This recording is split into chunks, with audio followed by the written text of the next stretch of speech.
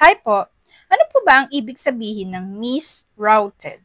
Ang ibig sabihin po ng misrouted, ito po yung parcel nyo na napunta o nasama sa ibang parcel sa ibang location. Ano nga ba ang mga causes ng misrouted products o items o parcel? So number one, incorrect address. Ito yung pag-i-input ni buyer ng kanyang address. Siguro ito yung kadalasan na wrong typo.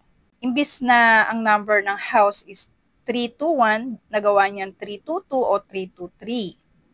Tama naman yung location, tama yung area o yung street, pero yung number nagkamali. Yung mga information na pinaprovide natin sa platform, kailangan tama, legit, tama yung number, tama yung spelling, para kapag i-deliver sa inyo, hindi maliligaw yung parcel.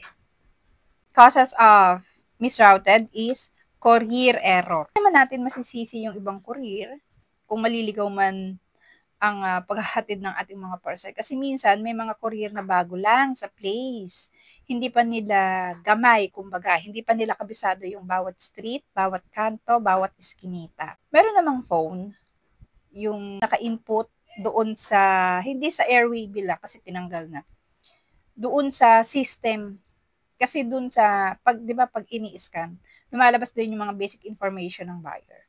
Kung ano yung in-input mo doon sa basic information mo, syempre lalabas yan sa courier.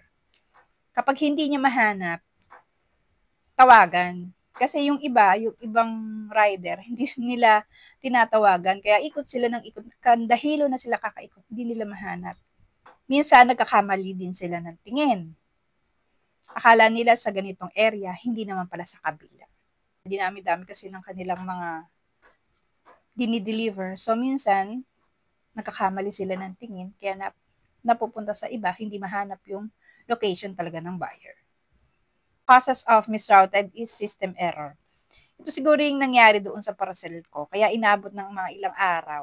Buti nga ngayon, parcel out na siya. Pagsusort nila, o paghihiwa-hiwalay, o pagsasama-sama ng mga parcel na sa ganitong area, sa ganitong location, siguro yung parcel ko nahalo sa iba. Para siguro nung nagsusort dito sa kabilang area yung location ko. So, ang nangyari doon, na-stuck siya sa hub. Minsan, hindi nila napapansin, mali yung pagkakahiwa-hiwalay nila. Sa dinami-dami ba naman ang nag-order sa isang araw, syempre, nagkakamali din sila ng paghihiwa-hiwalay, pagsasama-sama ng mga parcel.